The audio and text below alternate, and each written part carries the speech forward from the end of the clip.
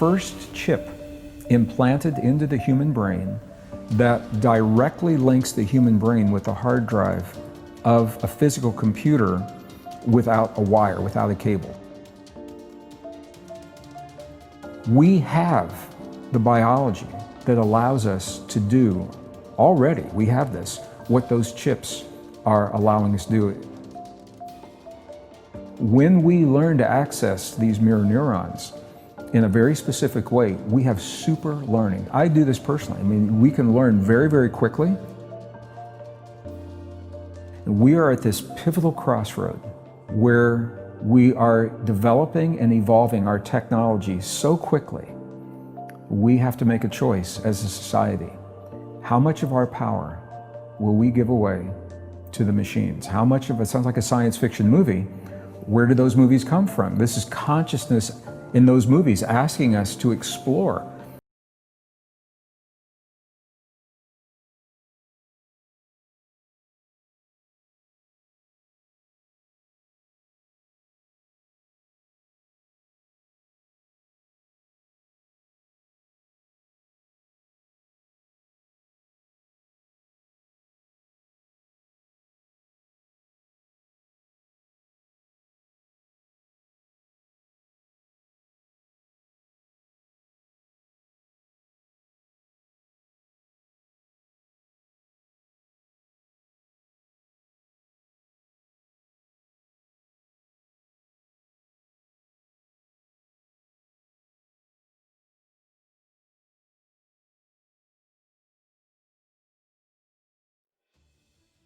Also mentioned too that a fellow that has been in touch with me for an awful long time, his brother was in the CIA, or is in the CIA.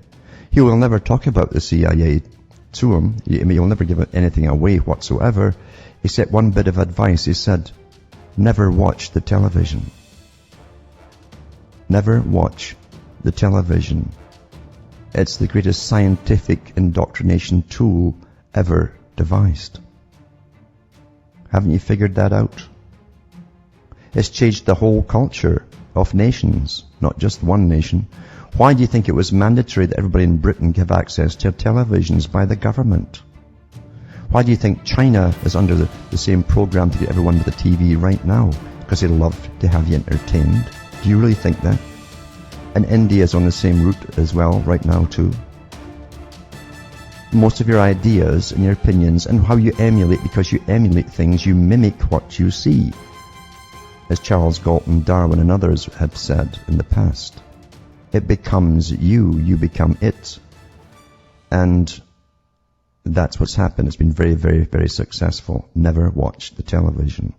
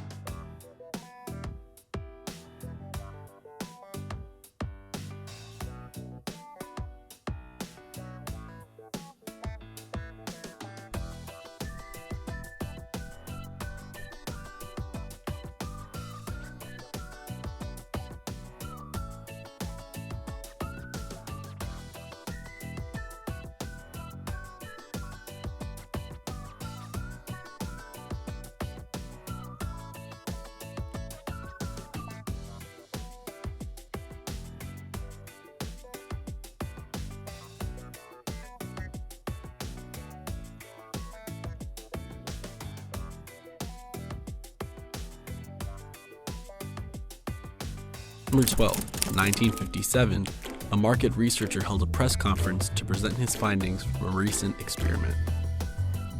The man was James Vickery. In his experiment, audiences were shown the film Picnic. Flash frames were littered throughout the movie with phrases like hungry, eat popcorn, and drink Coca-Cola. Each frame lasted 1/3000th of a second, far too quick for a viewer to notice. Vickery had claimed that the sales for Coca-Cola and popcorn had gone up 18.1% and 57.8% respectively. Journalists began publishing articles claiming America had entered the age of Big Brother. The dystopian world of 1984 had arrived. But there was a bit of a problem. Vickery lied. In 1962, while being interviewed for Advertising Age, Vickery revealed that the findings were falsified.